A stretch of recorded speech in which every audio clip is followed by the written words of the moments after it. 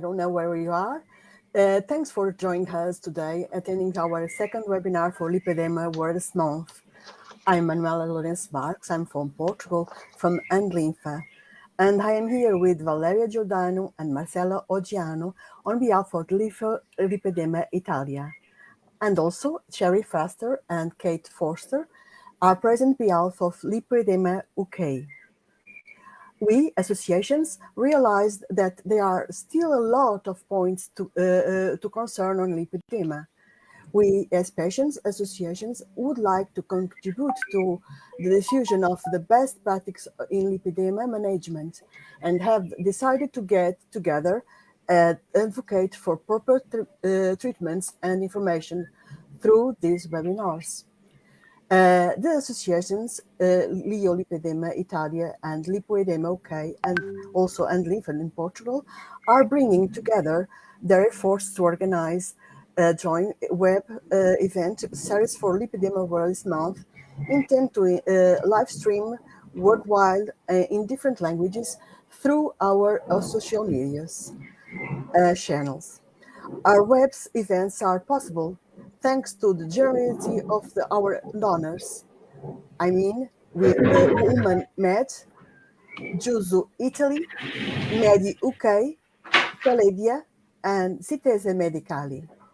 So thanks for attending us, and I hope you enjoyed the webinar. I just passed the words to Valeria.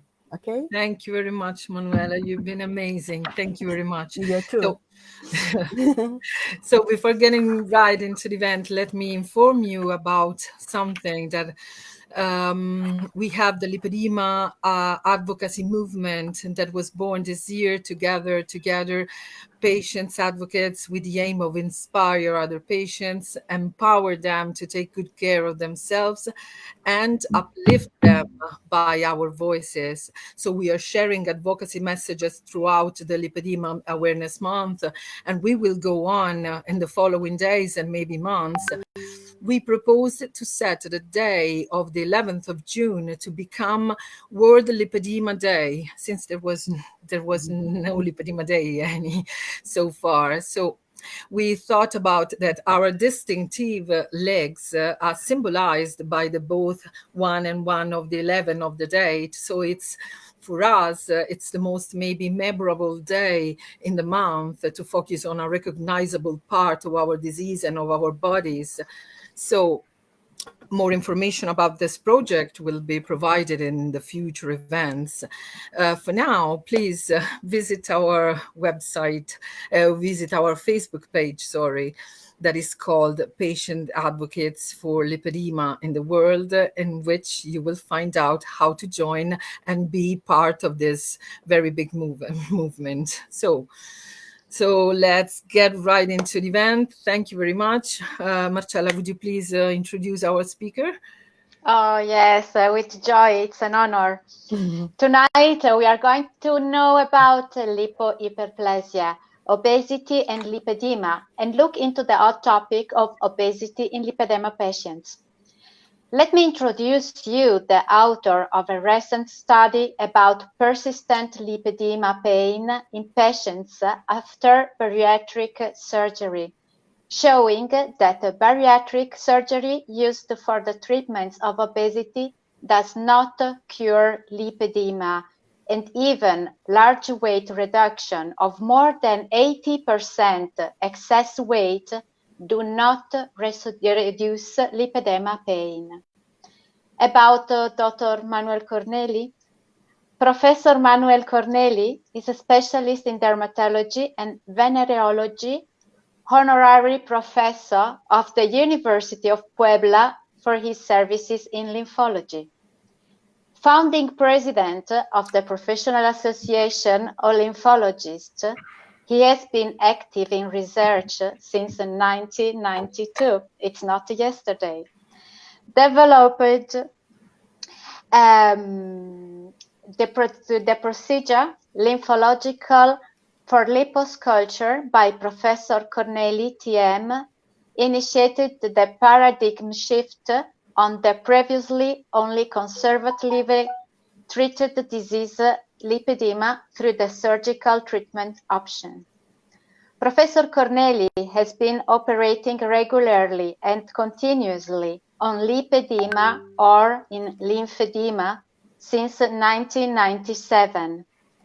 With over 20 years of experience in diagnosis and treatment of lipohyperplasia dolorosa, lipedema, and as a team with well over 12,000 operations, Professor Cornely is highly skilled in the field of resective operative lymphology.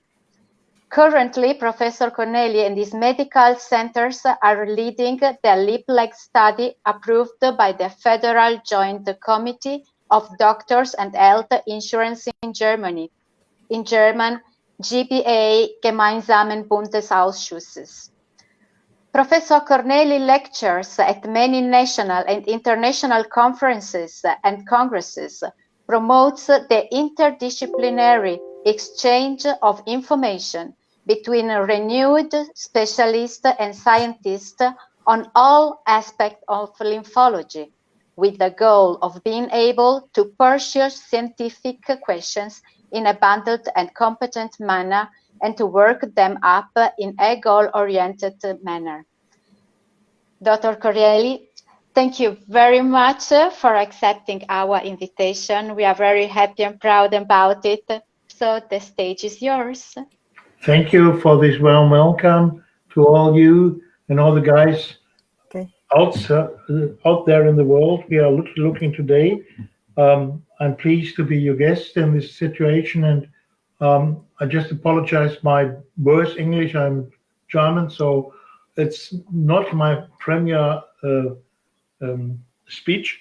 So I hope everything works in the next hour quite good. So I would like to give you an information to this complicated word, lipohyperplasia dolorosa, obesity and lipedema, and what's together with all these things. And we start with the first slide, please.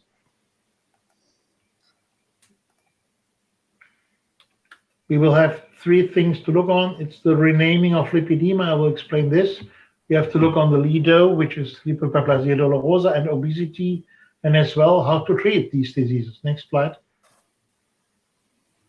So why is it necessary to change the name? Because of the histology of the fat cells itself, because of the high volume transport insufficiency, and because of the lack of sharp changing edema in this disease, what you call lipedema. Next, please. Because of the pain, and go on. And because of these Babylonian conceptual worlds, with clear terms, there are no problems in understanding. That's a big problem in lymphology, and not only there. Next, please. So you'll remember the basic difficulty in lipedema is the deposition of an unusual amount of fat beneath the skin. Next, please. This was first written by Alan Hines in the... No. Return, please. This was first written by and published by Alan Hines in the 40s, and it directly attends the attention to the tissue what we are talking about when we describe the disease called lipedema by these first authors. Fatty tissue inflammation on the body, and so it's edema. The two internal medicine authors, Alan and Hines, source of cutaneous fat distribution on laxative of the static edema, and this clinical observation led them to the misnomer lipedema. Next, please. Here, typical clinical signs, stages 1, 2, and 3. Next, please. Go on. The fat distribution disorder is genetically disposed, cannot be positively influenced by diet and exercises, as you all know. It forms symmetrically the arms and the legs, disproportional to the body. Transfer circulation, pressure painful, hands and feet are not concerned only in women because obviously it's estrogen induced occurs. Go on, please. So it would be comprehensively and better characterized by the term lipohyperplasia dolorosa, and I shorten it to the word LIDO, so it's easier to speak and can be distinguished for the different diagnosis. I published this in 2005. Go on, please.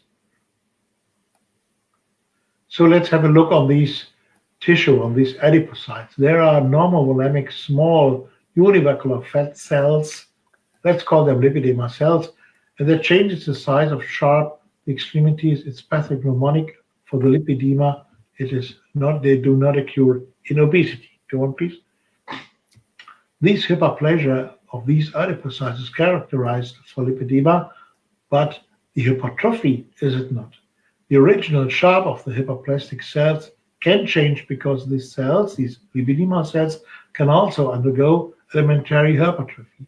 It's this elementary volume increase is reversible up to the original isoplastic volume. This cannot be reduced. Next, please.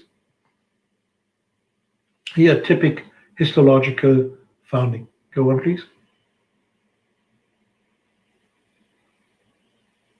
Now let's have a look, a deeper look to these questions. When we have a look to the gene expression of the profile of the arms and thighs fat with that of trunk fat, so we take probes from arm and legs and from the abdomen from the same patient, which was called a lipedema patient. It shows a different expression pattern between these fat depots. I would like to show you this.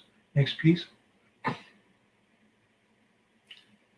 And go on with the next slide. So you can see, next slide. You can see, next slide. You can see in the blue part, these are the cells which are from the sick, from the arm and the leg, and the red part, which are the cells from the healthy areas, from the trunk. And if you have a look on the left side of this picture, you can see as well that we can differ between arms and legs in the fatty and the adipocytes on lipedema. As you can read upstairs in this picture, it is transcriptomic signature profile. So this is what the cells, the adipocytes themselves, give out to the organ. We can really define which are the cells who are doing a lipedema and which of the cells are doing anything else, for example, obesity. These are very new findings from my colleagues from Leipzig. And Nono Anakam, she's written as an author in here. She is working on this going on. Next, please. So next, please. LIDO, we call it Lipohyperplasia dolorosa, can also be combined with coincident hypertrophy of other adipocytes. We call them adipose cells. Next, please. So the way around to think, the hypertrophy is a thing which is characterized by Herpertz in 2021, and he wanted to show us these, but this disease is not hyperplasia. It is, of course, a hypertrophy which changes the shape, the silhouette of the body. Go on, please.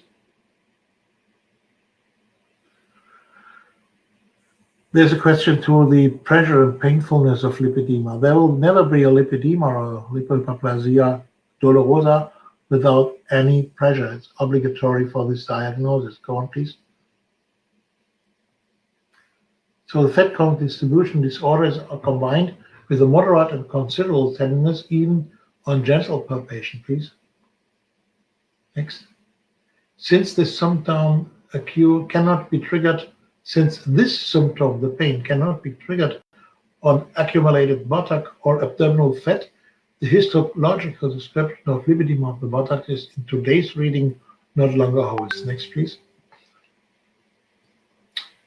Already Wald, one of the famous guys beneath Alan Hines, published in 1949, pointed out that the painfulness can be triggered just on the legs, not on other regions or on the trunk, on its body itself. So the question is, there is a lipedema of the abdomen or the neck or somewhere else on the body without of the arms and the legs, is easily to answer. If it's not painful, it's not a lipedema. Quite easy. Next, please. One. Question, lipedema means fat and edema, water. So the question is, where is the edema? And there are no pathognomonic relevant sharp changing lymphatic edemas in LIDOs. Go on, please.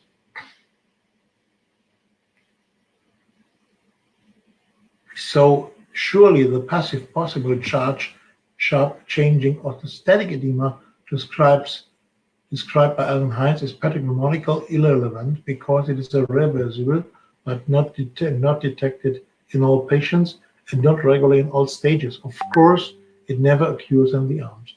So you have to quit this question, is there edema, but it's sharp changing edema, when you are talking on lipedema, respectively on Lipohyperplasia dolorosa, and this is the new name, just take no edema in there. Go on, please. The enlargement of the limbs is accentuated by orthostatic edema, particularly in warm weather, although rest in bed may of course cause some decrease in the size of the limbs owing to removal of fluid. Even prolonged rest in bed will not cause the limbs to become normal size. That is what anybody knows when he's talking on this disease. Go on, please. Go on, please.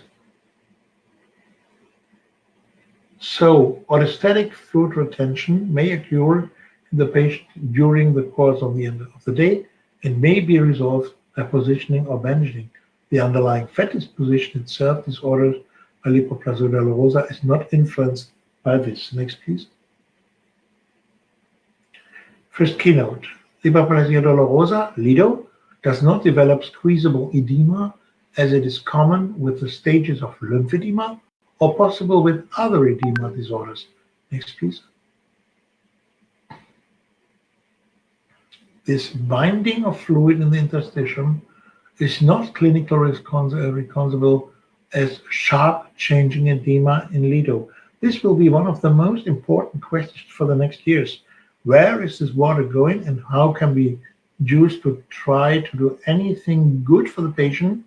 He feels it as painful, as fluidful, as heavy legs, and this is why lymphatic drainage works. Go on, please. Are the arms affected in LIDO? Yes, they are, surely. Next. Next. Alan Heinz overlooked the fact that up to 90% of the patients had as well arms like they are looking in this picture. Next, please. Next keynote. Next. Consideration to the pathology, changes in the fatty tissue and affected patients leads on the correct name, Lipohyperplasia dolorosa, and we are worldwide renaming at the moment, and we will see if in 2023 this process will be closed and which will be the new term, but I prefer this one. Next, please. I recommend renaming the disease and suggest LIDO, as I told. And next, please. Next. The historical theme term lipedema should be understood as a misnomer, an inaccurate designation. Next, please. So in one glance, the misnomer we know. Go on, please. So Lipohyperplasia dolorosa at the glance means beginning mostly in puberty, pregnancy, and menopause. This purported fat tissue proliferation, the extremities versus the trunk, collar or muff formation in the area on the joint regions, hand and feet not affected, feeling of heaviness and tenderness in the affected extremities, painfulness or on palpation continuously, increasing during the day, acceptable, applicable. There could be an orthostatic edema, hematoma, tendency, and Kaposi stemmer sign negative. And I think I do not need to explain what Kaposi stemmer signs means. Go on, please. Next, please. So this is typical sign of lipedema of the legs. Different sizes, different stages, but always the legs, 3 feet. And all these patients have the same. They have all pain in there and nothing else, which leads us to the term LIDO. Go on, please. Next, please. So, second point, the obesity itself. Let's have a look at the fat cell. This is a typical fat cell, and the next shows us. Next, please. The normal fatty tissue might be the picture on the left hand, and the obese, as you know, every cell is growing because due to the diet mistakes and the non-exercising become larger and larger. Go on, please. So some definitions necessary to know. Obesity is a physiological hypertrophy. This means the cell becomes larger and its reducible cell volume. Next, the hypertrophy volume can increase and decrease. Next, so here we have a hypertrophy. It's an increase of cell volume. But the most important point is he has no pain. If you would have pain, you could think it could be a lipedema, lido, because the form of the sharp leads to these thoughts. But if she has no pain, she has no lipedema. Go on, please. Next. The obesity looks the same. It's an increase of cell volume and as well, no pain. And if you ask her, she says, okay, when I do my diets and sports, I'm able to reduce this cell volume, these fatty tissue in the arms, not in the legs, but I can do this in the trunk, for example. So go on. Next, please. Next. Stop. Herpes was the one who brought the lipohypertrophy, the body shape, into lymphology in order to get away from lipodystrophy. This was the wrong word, as it was, but it was a typical word for lipedema description. So he said, no, we should take a new word for this, but he specified it only not the cell itself, but only on the body sharp. This was the mistake. Go on, please. In 1995, he presented the solution for this reason to exclude the term lipodystrophy. I coined the term lipohypertrophy, which includes the increase of adipose tissue. Yes, but it has nothing to do with pain. In contrast to obesity, the increase in fat tissue in lipohypertrophy, this was its name, is always disproportional because the trunk remains slim. This is what we know from lipedema. Just go on. Next, please. In lipohypertrophy, Hubbard says, the predisposition-related increase of fatty tissue, there is a symmetrical thickening of the extremities, whereby the trunk is usually not affected, but the buttocks are also affected in case of thickening of the legs. The cause is relative endocrine deficiency. Next, please. Obesity, an example, hypertrophic fatty tissue does not hurt, regardless of whether the shape of the arms and the legs or the whole body have changed. Listen exactly, obesity does not hurt.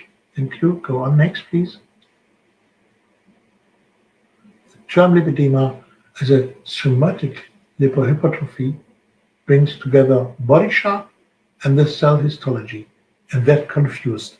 So it's not a good word to say a lipedema is a symptomatic lipohypertrophy. It should be not.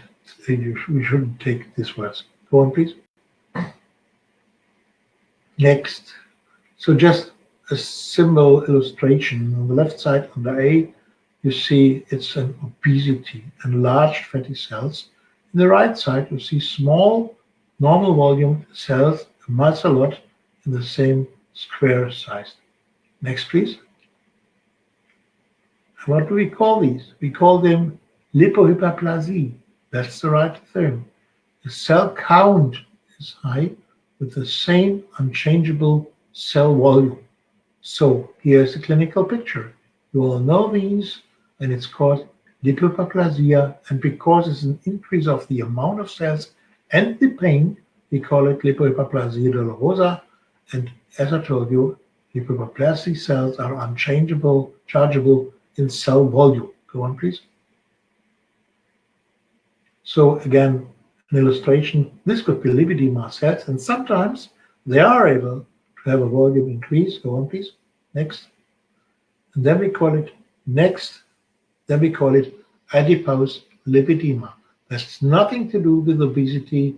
It's just that the cells from the lipedema can be larger and not larger, but at the end, if you go on to exercise them, then you will see at the end the same cell volume as you had before. Go on, please. Next. So, no, back, please back. Stay here, stay here. So you can have the coincidence, I'm sorry for the German words on this slide, the coincidence of adipositas, which is lido and obesity. It's in coincidence. It's not comorbid. It's not you have an obesity and it triggers you to a lipedema, which was written, as you know, in a paper from this guy TB, Thomas Birch. It's totally wrong. Go on, please. Next. And you see the same in grandmother and granddaughter, for example. Here it's a coincident adipose. The young girl has no adipositas at the moment. The age has an adipositas plus a lipedema, and both are genetic. Go on, please. Next. Next. We can go quicker here. Next, please. I showed you these, the transcriptome signature profile of the adipose tissue lipedema, as shown before in the works from Leipzig. And the next, please, we can differ between the arms and the fatty tissue and the arms and the legs in lipedema against all these other normal cells which are in the obesity. Go on, please. So we can clearly distinguish the adipocytes from obesity from adipocytes of lipedema, of lido in the transcriptome. That's nowadays possible. It was not 3 years ago. These are really new findings. Go on, please. Keynote. Lipedema fat cells differ substantially from fat cells in non-lipedema tissue. Necessary to remember this when we discuss later on the obesity. Go on, please. The lead cell in lipedema Lipohyperplasia dolorosa is a hyperplastic cell, hyperplasia. The extremity fat on the lido patients is of special quality, as it is a tissue formed that is not increased in volume but in number of cells. The hyperplasia of adipose tissue cells, cellular hyperplasia, can be combined with a hypertrophic fat cell, which is obesity. Go on, please. So again, the summary, we have to differ between a lipohyperplasia, an obesity, and a hypertrophy, and next,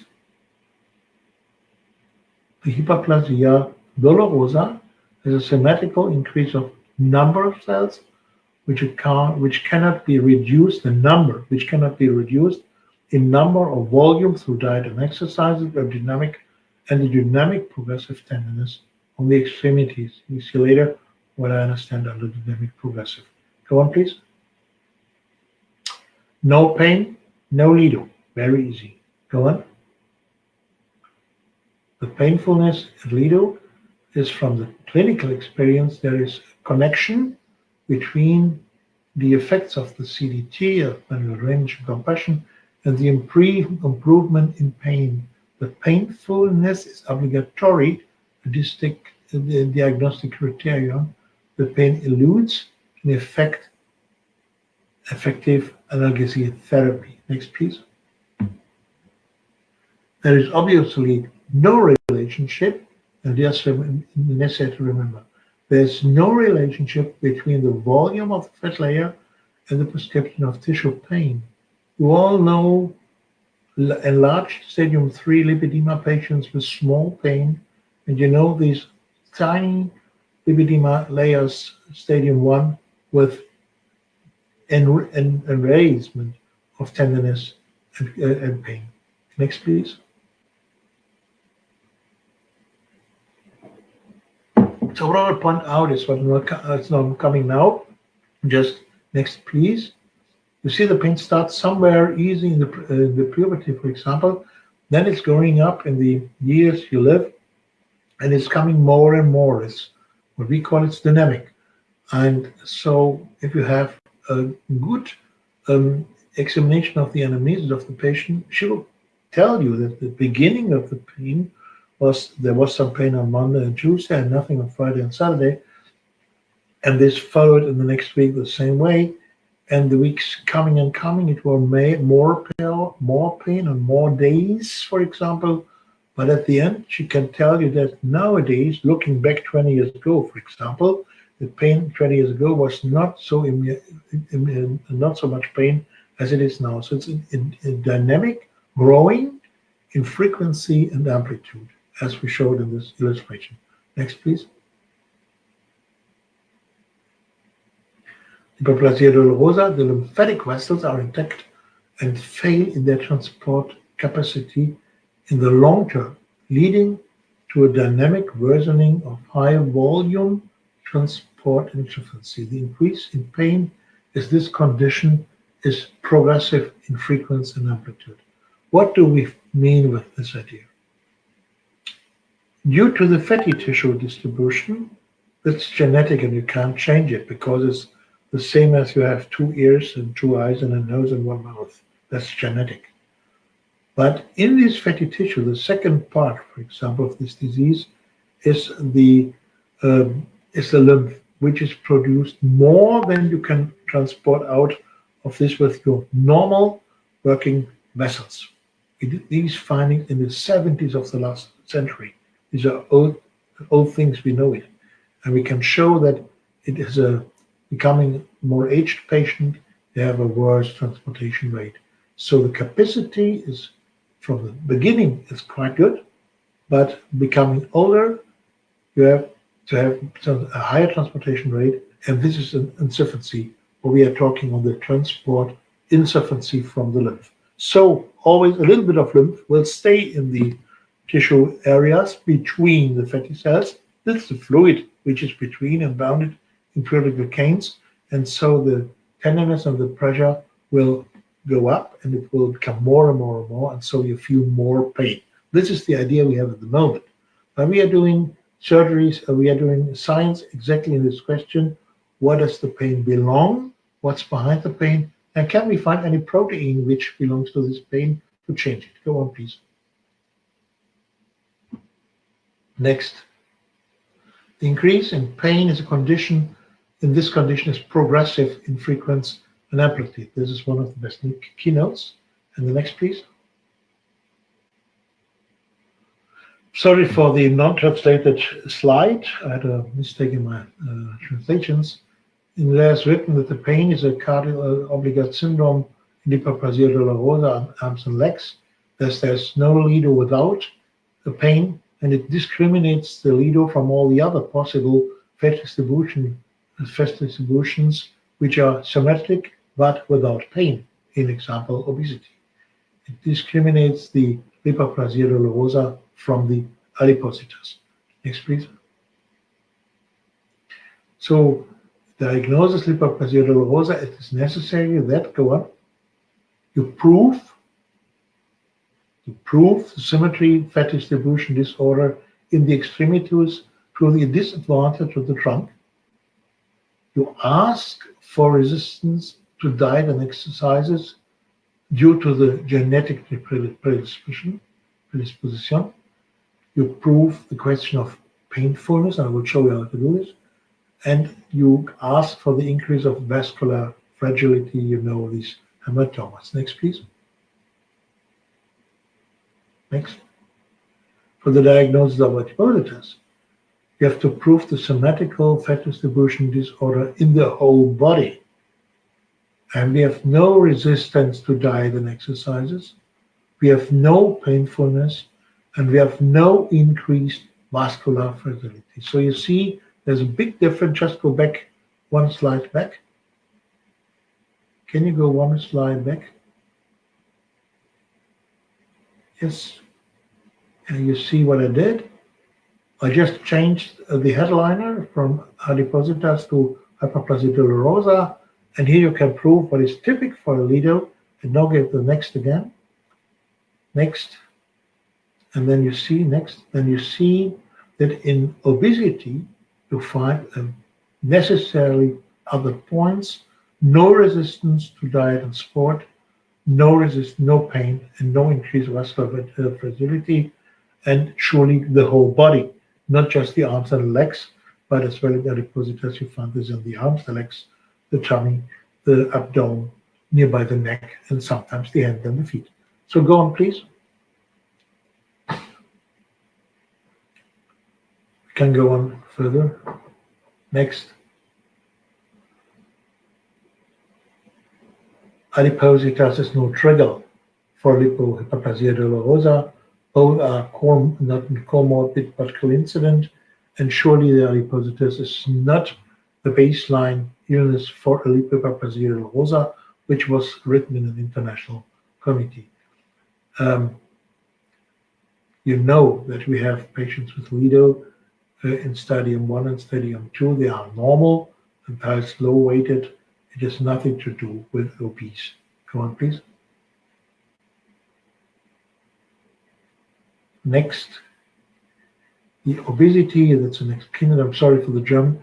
The obesity is a lonely standing illness, disease, and we have therapies for treating it. And the obesity is coincident, not comorbid. And if you treat the lipohyperplasia dolorosa, you can do this. And if you treat the obesity with bariatric treatments, you will not have good effects on the lido as well. I will show you afterwards. Go on, please. Next. I'm sorry for this not translated pictures. Even the next are not translated. I'm sorry for that. I had a mistake in my work. When I was in Assisi, I did this presentation and it was midst the night, and I think I had a little sleep too less. So I want to show you how to examine what's a lipedema. I want to show you what is necessary to see it, and even you will see afterwards. You can do the exercise in yourself. Go on. How to examine the patient for lido. Next, please. Next. The first, you have to do an inspection from the distance. The second, you have to do an inspection from the near. You see this collar region, for example, in the feet. Next. Then you have a smart look to the feet itself. Necessary, you see that you have no edema in the back of the foot. You see the stammer signs negative. This is the third picture. And you see that the collars of Biscard in the backside is filled up with fatty tissue. Sometimes you see this collar sign. Next. Sometimes you see fatty tissue as well, and this region is medial-proximal in the low leg, and it's painful as well, as we see in the next slide. Go on, please. And then you have to do the palpation carefully. Never pinch it. Palpation means that you have a very soft and smooth layer of the hand on the fat, and you just bring a little bit pressure into the skin, not much, just very superficial. Next, please. So the first palpation you always do on the inner thighs and the lower leg, down there. The next is, next, outer thighs, both. Next. Then you have a look to the arms. You see the caliber, the muff collar in the arm as well. Next. You turn on the back side of the patient. You take both arms and give the palpation there. And you always ask, is it painful? Yes or no? Just yes or no. Not begin to explain me what you feel. You just ask, is it painful? Yes or no? And she says, yes, I don't like it. That's enough. And then next picture. You take your, in this part, right hand, bring it to the abdomen, and the left hand in the arm, and you do the palpation on the tummy, and you say, okay, it doesn't hurt, nothing hurts.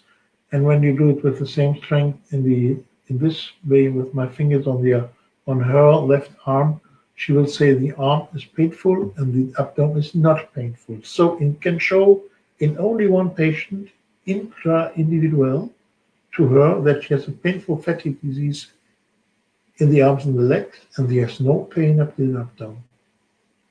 So this you will never see in a obese patient. You just see this in lido patients. Go on, please. Next picture. Next picture. Next. So we are hurrying up quickly how to treat. I would like to show you what we can do with lido and what we can do with obesity. Go on, please. And what we can do with the combination. So the therapy is the same for all the stages of lido. It's operation or manual drainage, CDT. Go on.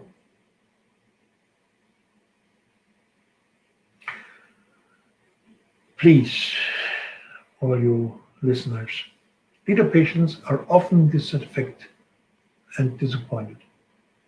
Why? You know this well. You know everybody is talking to them, go on more exercises, more diets, do more sports. And you did any exercises and sports and anything, and you feel they do not believe you when you say, I did all this. So, dear doctors and dear patients, listen exactly to what they tell you and tell them that it's an unborn genetic disease. You are not to blame for your lymphologic disease. You have done nothing wrong. This is up to the leaders. When you're talking the same sentence to the obese patient, that's wrong. Obesity is something which is genetically, as well genetic, has a genetic principle, but it always goes together with too much meals and less exercises. You will never see an obese patient without this problem. But this problem is not the problem of lido patients. So carefully take this in other decisions and do not blame them. There is nothing to suggest that initial physiological, but everything to suggest a biological, lymphogenic course of the pain, triggering, and sensation. Next, please.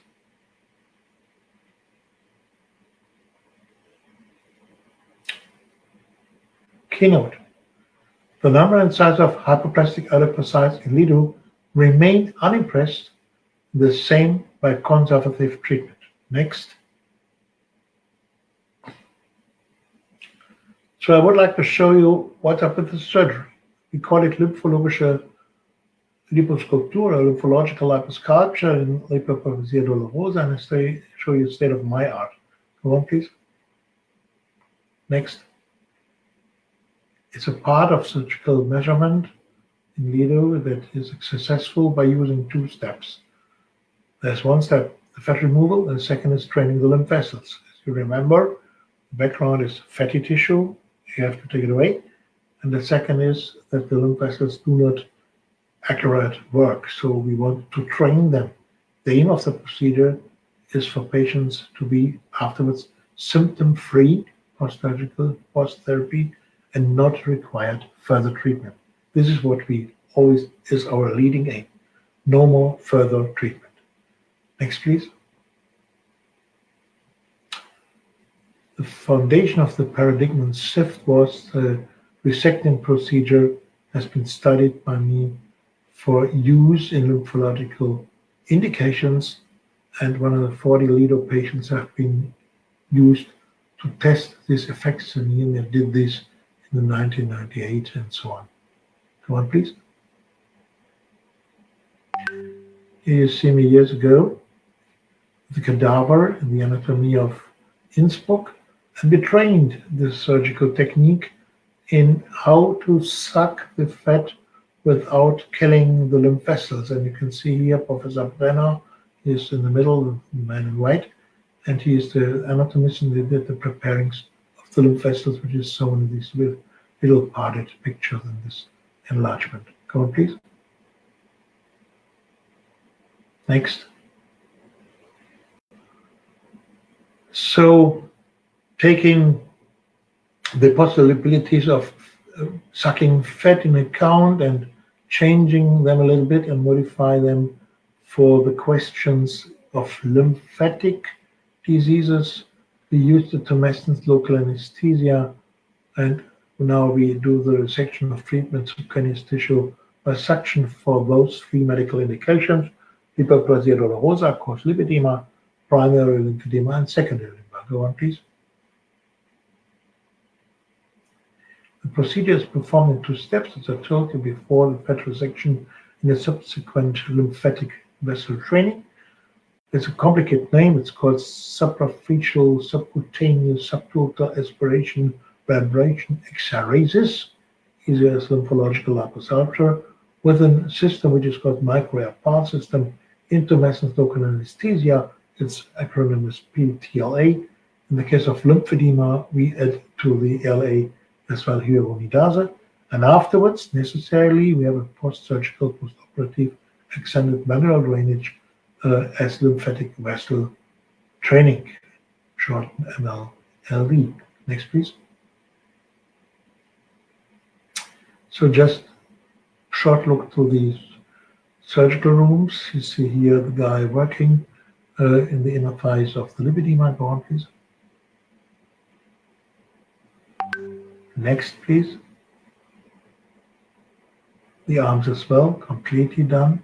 Next, please. And at the end, you have to see how thick is the skin. In lymphedemas, you cannot take the thickness out of the skin because it's typical for lymphedemas.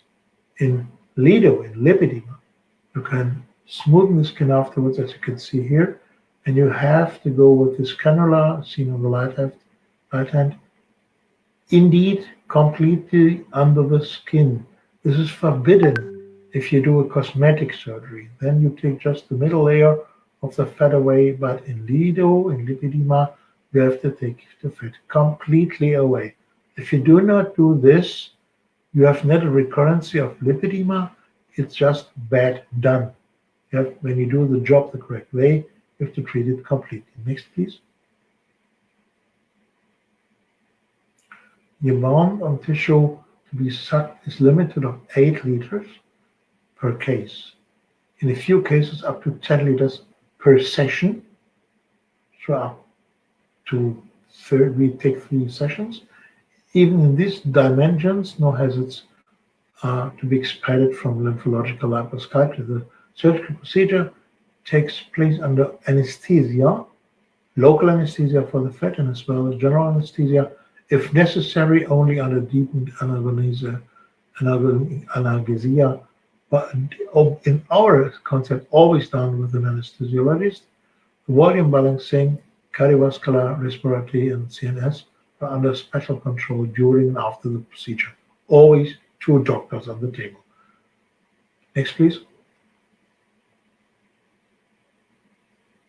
And this is what it looks. The aspirate is done with a negative pressure, and at the end you should have the tubes completely full with colored. The gentle aspirate should be orange, the range, but sorry, but it looks a little bit like, the color is a little bit like Campari orange. Go on, please. Next. What are the results of the application of lymphological liposuction and Lipohyperplasia dolorosa? It has to be eliminated, the painfulness. That's the most important thing. Similar successes are reported in other working groups that certainly treat lipedema, Parch, Rapesh, Bonina, Santov, and others. One, please. Surely we have a question to the quality of life and the pressure pain after surgical treatment. The improvement of quality of life has been proven over several times. That's worldwide known. That's nothing new. And now we are working on the lipedema study. It was told in the beginning of this evening, which was launched in 2021. As a trial to test surgery and conservative treatment in relation to changes in pressure pain in lipedema are not expected before September 26. Come on, please. In our own experience, after 8,500 performed procedures, and nowadays these are mine, but well, indeed we did with a complete team up to 12,000 procedures. We aspirate between 500 CCR and 10,000 per session with the same result. Through the successful application to the surgical procedure lymphological liposculpture, the master thesis of the higher volume transplantation insufficiency rate as a pathognomonic principle was verified ex vivo. Means we take away the fat, we bring the lymph again to a normal embedded flow condition, and the patient feels no more pain. That's indeed what we need. And if he has no pain, he does not need any lymph drainage or compression stockings. Go on, please. Next. Studies of the 140 patients at first reported in 2005 with these results. We did the same in 2012 for the publication on 600 patients after 15 years, and there we had a good number of 79% of the patients were still symptom-free after 15 years and did not perform any further CDT. This was exactly what we wanted. Recurrences never were reported. One, please. Next. At the glance, we can quit this. Go on, please. Since LIDO is congenital, in example genetic, and not acquired, unlike obesity, tissue distribution disorder, the results are stable. Necessary to know. It is an amputation of fat. It's not a smoothening of legs or arms. It's nothing to do with cosmetic. You have to take it completely out of the tissue. Go on, please. In addition to a classic diet, 2 surgical measurements are available for obesity, the Rho gastric bypass and the sleeve stomach. For weight reduction are available. Go on, next. So let me show this example. Very interesting characteristic. Before the stomach operation, this young lady had a height, as always, 172 centimeters and a weight up to 167 kilogram with a BMI of 65.4. These lipohyperplasia on arms and legs had a 0.5 on the visual analog scala, which is, as you know, the scala for the pain. So you would see this patient and you would always say she is obese, and when she is painful, she is obese with and in a coincidence with a LIDO. Next, please. Same patient, 8 months after the surgery in the abdomen. You see she lost really weight. She has now 115 kilograms. The BMI is much more better. We measured the waist, hips, and the HTR. But she has persistent lipohyperplasia dolorosa, pain in the arms, more than before with a VHS 8. And again, a few months later, next please. Same patient, 20 months after the stomach surgery, she looks nice and fine. And normally you would say, what's that? Her tummy is slim, but she has something with legs. What has happened with her? She has still the LIDO on arms and the legs after the surgery in the abdomen, in the tummy, and she has still the VHS from 8. So necessarily, now she needs to have surgery on the arms and the legs to remove the rests of tissue, which are only lipidem tissue, but is still now there. She's a very typical example for what obesity can be treated, in this case with the stomach OP surgery, and that this surgery has nothing to do with the change of the pain in the lipedema. This is necessary to know, and I know this is a point of discussion, but with me there is no just gentle discussion, but not a big one. If you want to treat a lipedema, you have to treat the pain.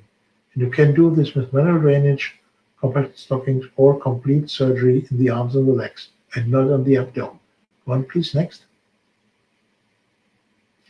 This patient here continues a requiring daily congestive therapy with manual drainage and compression to treat the pain. So subsequent lymphological liposculpture will remediate the coincident LIDO.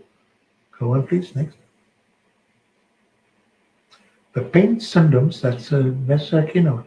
The pain symptoms of LIDO are not improved by bariatric surgery. You will never change it by bariatric surgery. Next, please. He published this in the paper on the persistent lipedema pain in patients after bariatric surgery in case study of 13 patients. This is one of the largest papers in this question. And all others before, Powell's, for example, and some others, had up to 3 patients, something like this, and no before and after.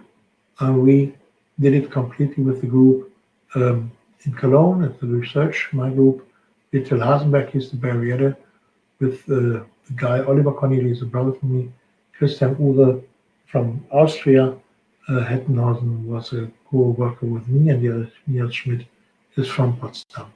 So if you are interested in, you find this paper, and I'm sure that the Valeria can give you this DOI number as well. Next, please.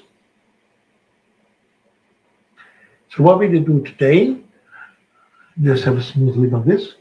If you have a weight less than 120 kilos and less than 40 BMI, we take you and the lipedema, we take you directly to a lymphological liposculpture in Slovenia. If you have a weight more than 120 and BMI more than 40, we first try to train you down under 40 BMI and then take you to a lymphological liposculpture. And if it's impossible to do this after 6 months of diet and exercises, we'll bring you over to Hasenberg, to Dr. Hasenberg, to ask him to have a bariatric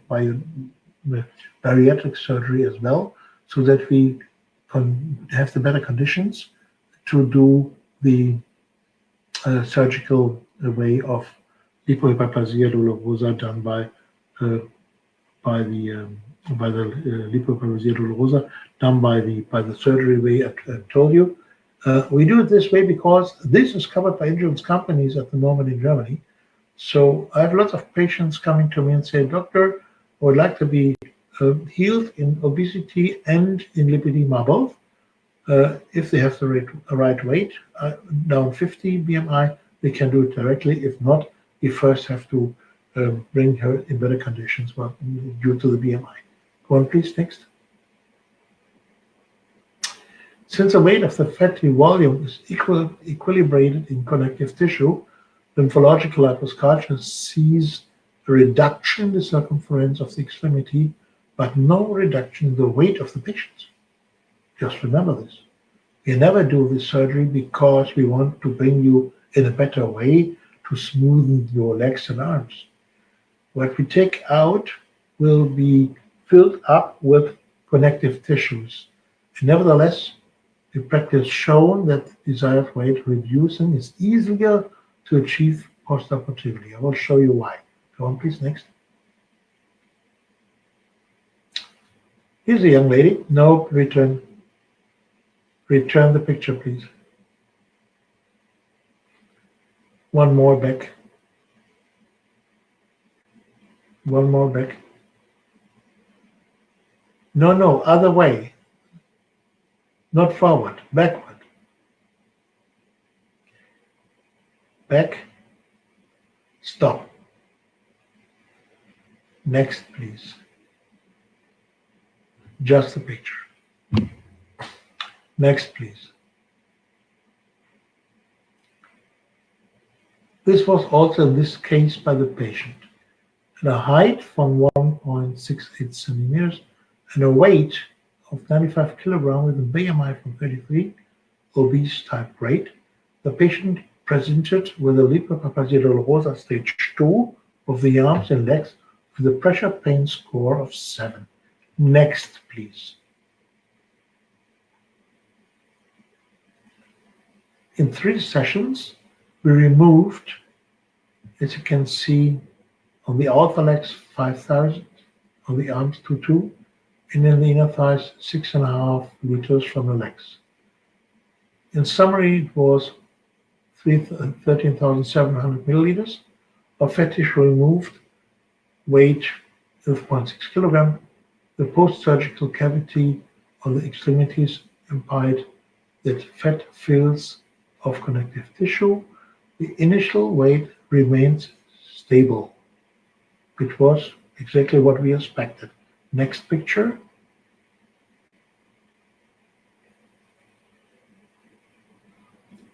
Now this young lady did diet and exercise, and she's not typical, but I want to show you this.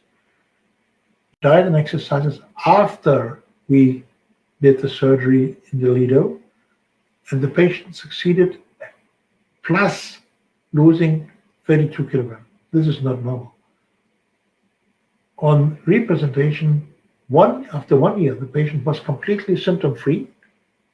She was symptom-free in the arms and the legs due to the pain directly after the surgery. But now she reduced her weight dramatically, and she became a sports lady. Next picture. And this is what she looked afterwards. Yes, you see the difference? There is no lido, there is no obesity in the tummy, and she felt fine and she had no more pain. Next, please. And here, before and after, I think it's really typical. On the left side, you see her sitting as a lipedema patient with obese. It's in the summertime, and she's covered with clothes and sitting on this small animal, which is normally moving slowly, and it has this what we call curtain, this shield to cover from everything outside, which could damage her soul and her body. And on the other side, on the right side, you see she solved her problem. She solved her problem with lipedema. She solved her problem with the obesity, and she began a new life. Indeed, this is an example which is not normal, but all my patients I saw in the last 25 years had a change of their life after the surgery of lipedema and the reduction of the lipedema, the complete going away of lipedema when you treat them correctly in all those things I told in the last hour. Next, please. So, lido and obesity, what therapy is appropriate? The following 3 statements fully capture the issues in lido and coincident obesity. The lipedema-associated pain symptoms appeared to be independent of the weight. Yes. Physical activity and diet changes can reduce obesity, cannot eliminate the disproportional fat increase in the extremities caused exclusively by lipedema, or better called Lipohyperplasia dolorosa patients. Third, the lido patients coincident with obesity, there is no effect of gastric surgery to the painfulness of lido. Next, please. The volume reduction of arms and legs due to the bariatric treatments can be seen, which is caused to a reduction of the volume, but not to the number of the lipohypertrophic adipocytes. Since from the dermatological, lymphological point of view, it is established that lido is not a particular form of obesity, no improvement can be expected from gastric surgery. Next, please. Gastric surgery, wherever sleeve or excellent rule bypass is the maximum dietary option, but cannot achieve the goal for any therapeutic treatment of lido, a sustained improvement in the pain. Next, please. So, last key point, lido-associated pain symptoms appear to be independent of weight. Next. The physically activities and dietary changes can reduce the weight, but they cannot eliminate the disproportional fat distribution proliferating in the extremities caused exclusively by Lipohyperplasia dolorosa. Next. The patients consider with obesity. There's no effect of gastric surgery in painfulness to LIDO. Next. One sees the volume reduction in the arms, and next due to the velocity increase reduced in the volume but not in the number. Next, please. I think we have this, it's doubled. Next. Next.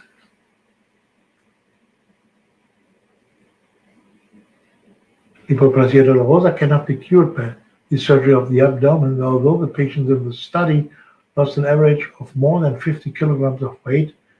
They displayed no improvement in the pain symptoms typically to LIDO. Next, please.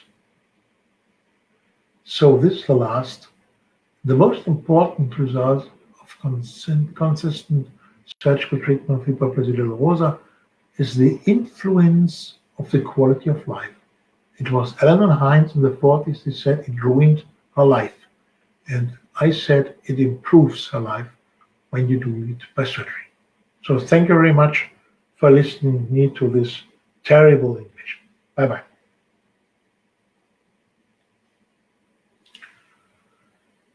Thank you very much. Discussion. Thank you very much. It was an amazing presentation, a lot of take-home messages. Yes. We are a kind of, I can define it. So let's start with some questions, because actually I have a very complex question for you. So sorry in advance, I do apologize, because I'm concerned about genetics in this, because you know that we as Italian have a study in which it was discovered that a gene mutation of the gene AKR1C1 as the first candidate gene associated with non-syndromic lipedema was actually associated with a family in which there was no pain. So the first question is, do you think that pain is so mandatory to have a diagnosis of lipedema? And furthermore, if you have a controlled patient with lipedema, who had undergone some surgical procedure, who wears compression, does proper nutrition, etc., so it has the pain in control, do you think it is always lipedema, beside the fact that the patient has control? And so it's a complex question because it involves genetics, it involves a lot of things about this, because the main issue can be how significant is for you the latest genetic discovery for future treatments. I'm just, as you know, anything on lipedema, or let me say it, on LIDO. I love it this way. Okay. Anything on LIDO is at the moment work in progress. I'm now doing science since more than 25 years on this theme, and I'm really glad how many new colleagues are in this field working worldwide, so that we get more and more information. We are not at the end of all, but at the moment, for me, it's very clearly to decide that the lipedema is always what I just told now for an hour. It's fatty tissue, it's on the arms and the legs and nowhere else, and it has to be painful. If even the word what means pain is complicated. Pain does not mean you take a knife and bring it into the skin. Pain is sometimes like a heaviness, like feeling it's too much weight, something like this. That's not so easy. And we have to find out a solution to have a better description of these. For example, as you know, there's the Inuits have 23 names for snow. We need some more for pain, and we need to to describe this exactly, but I want to take out very clear that there is, whatever you call it, it's not a lipedema if it has no pain, or it is a very good treated lipedema. If you treat it very well, the pain is going. But I do not agree, even not with Karen, that there could be a lipedema at the abdomen, part one. Whatever they found in the genetics, I love it. But it's not a lipedema for me if it's not without pain. And that was the same I told to Sandro Michelini to his study when he said, okay, we had a study on lipedema, but 20% had no pain. Said, okay, then it's a study just with 80% lipedema. The rest is anything else, but not lipedema. So this is a question of the diagnosis, and we have to accept that the combination of pain and fat is called lipedema. And then you maybe find anything else in fatty tissue diseases. Can be anything, but not lipedema. So you have to be clear in these things.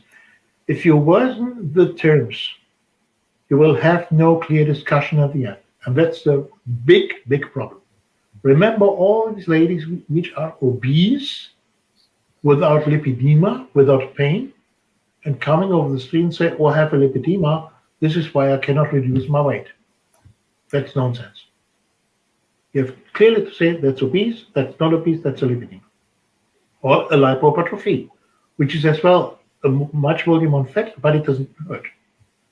Thank you, doctor, for this answer, because this is exactly what we want to enhance, to stimulate discussion and different points of view from one professional to another, according to your research, to your experience.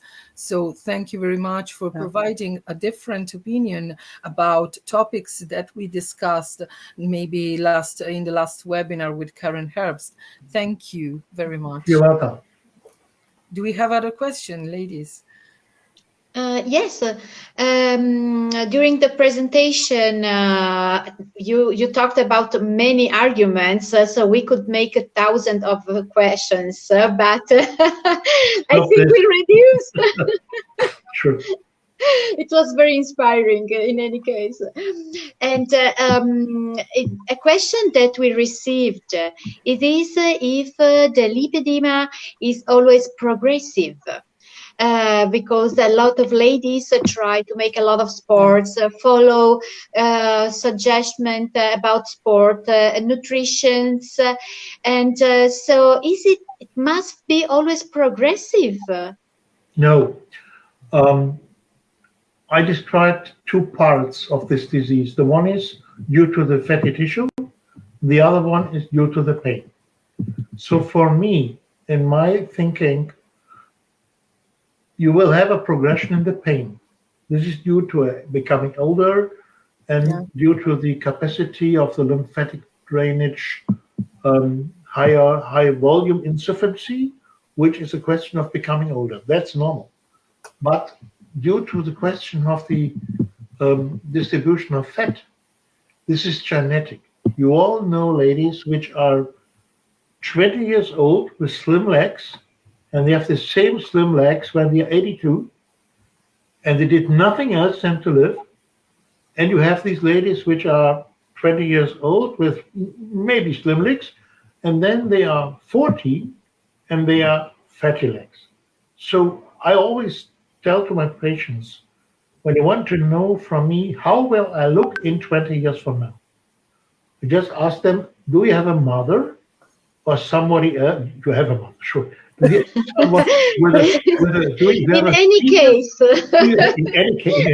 do you have a female part in your family, mother's or father's side, both, which has maybe the same composition of the body? And did she have something which was a lipedema? She's looking like you. We call it eine Blaupause. It's the plan, the biological plan. Maybe you speak German. What is Blaupause in English? I don't know. Blue break. I just translate verbally. So this would be the way you will become. If you do not believe, just look yourself in your mirror, and for example, look on pictures 20 years ago. Then you know you are moving forward. That's very normal. We call it life. That's normal. So this is not a progression. This is just living.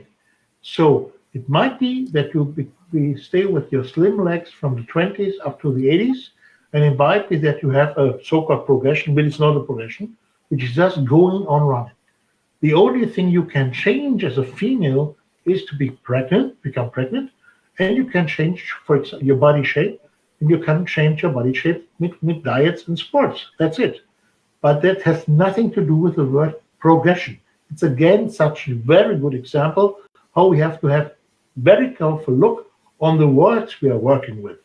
Progression in medicine means always becoming worse, but it's not becoming worse when you are living. That's normal. Becoming worse is the pain, which is becoming more and more in frequency and in frequency and amplitude of the pain. Did I understand what I mean? Yes. So lipedema, for me, in my speak, has no progression. The progression is progression of the pain. Okay. And we do not know how to treat this. As you know, we have no medicaments. There are no medicaments working, not really working. And we have nothing done in search in this question.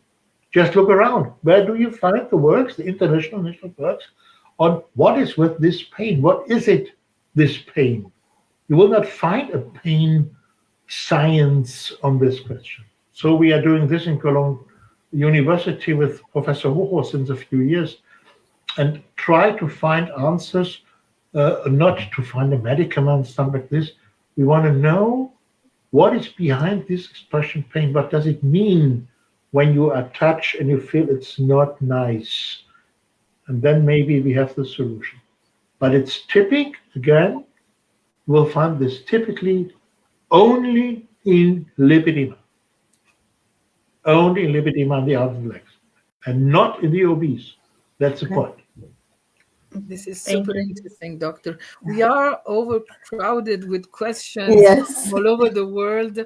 So we have 10 minutes actually before the end, but we can take 5 minutes more because we just started a little bit later. So I have a question because my former question came from Italy, but now we also have our friends from the UK, Kate Foster and Sherry Fetzer, who are monitoring. I apologize, Sherry, I apologize my English. And mine too. Okay, come on. Don't worry, Doctor, your English was super perfect. And No. And we are all very international here. Yes. That's good. So we all know that Sherry will approve your English, definitely. So now in this moment, they are not concerned in language issues, but on monitoring questions coming from UK, that of course, there have been raised a lot of questions whether liposuction for lipedema is always safe and when it's recommended, because and I would like to ask you your view on patient situation in which you would not recommend liposuction because it is intended not to be safe. Yes. I know this discussion from NICE. Sherry, thank you very much for your question. I do not agree with NICE. We have much more results to the safetiness of this surgery, and they are all published. But unfortunately, the most of them are published in German, and the Institute NICE did not read them. They didn't want to be interested in these. But this surgery is carried out now, for me personally, since 1997. And I did roundabout with my team 12,000. And I would say we had a small amount on thrombosis. It was 0.007. And we had a small amount on infections. This was 1%, 1.2%. That's nothing. And if you have a look to the safety of tumescence anesthesia liposuction, you have to differ. You're talking tumescence anesthesia liposuction, and you just look to the very, very good work from William Henke from 1993. He had more than, I think, 50,000 surgeries done, liposuctions in cosmetic questions, all over the body, and they had, this is published in 1993, 19, I don't know. I will send it to you, Sherry. Wow. Indeed, no problems, easy tell. If you have to see a few things you have to do, not go over more than 10 liters of tumescence, not go over more than 2 liters, 10 liters of tumescence, not go over more than 10 liters of fatty tissue removing. That's the both things you have to look for. And always take into account you should have 2 doctors on the table, a surgeon and an anesthesiologist. Next question. Well, I don't know if I can ask. We have first of all, Sherry said that she's very sorry because she cannot understand German or even read it. So stay calm with your English because your English is just perfect, okay? And that's Sherry, it doesn't matter. I will send you these works translated. Okay. It can be translated by people, professional. But we have also a question on the Facebook. Someone is asking, does still recommended liposuction if someone also has lymphedema? Yes, I do. The combination, it's a combination of 2 diseases. Okay. Primary or secondary lymphedema, both possible, and a lido. Okay. My first patient in this question was a lido patient with secondary lymphedema of the arm after breast cancer. And we had the same suction that you have told today with a very good result in the lido and an even very good result in the secondary lymphedema. We are doing the surgeries in secondary and primary lymphedemas as well. Okay. The idea is to remove the subcutaneous tissue completely, which is not so easy in the secondary lymphedemas. That's another point, because it's not fatty tissue, but proteoglycans. But it doesn't matter now. Both is possible, and it is not a problem to do the surgeries in these as well. But please be sure that you know what you are talking about when you say it's a lido plus lymphedema. Okay. You need to have a better, you need to know which kind of lymphedema is in this lady. Is it due to an obesity, which is mostly happened? It's a secondary due to a cancer, for example, or is it primary? It's an unborn. You should know this before you do the surgery. Thank you. You're welcome. Sherry tells us, please tell the doctor you're my hero. Thank you very much. You are a hero. You are. No, I'm not a hero. I'm just a doctor. No. A superhero. So, any other question, or do we want to conclude? I would be happy if I just could put a little question. Yeah, sure. Because it really touched me, as in your presentation you spoke about listening the patients. And there are a lot of emotions, expectation, frustration. Every woman, every person brings his personal story with him. And as an expert doctor, how would you say it is important in the taking care of lipedema and the relationship and the emotions, the psychological aspect? How much is it important in your opinion as expert? First of all, let me point out that there is first a biological changement lipedema, and maybe, just maybe, there can be afterwards a psychological problem. If these young ladies in puberty see what they are looking, how they feel, how the others look on them, and they are in a vulnerable phase of puberty and they do not agree what happens with their body. This might lead to a problem. Yes, might, but not typically. So I disagree with all these arguments that there are 82% of ladies with problems and psychological things. I do not believe this, even this published by the group, you know whom I mean. I do not want to call it. So necessarily, I like to tell you what I do.